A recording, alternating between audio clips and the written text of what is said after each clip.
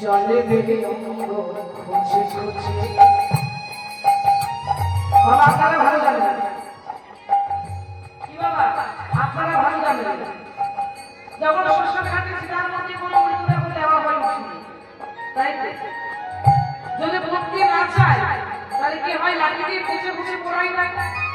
যদি আমরা শ্মশান ঘাটে যাইনি মানে মরা প্রাণ দেখিয়ে কিন্তু শুনেছি হরি বল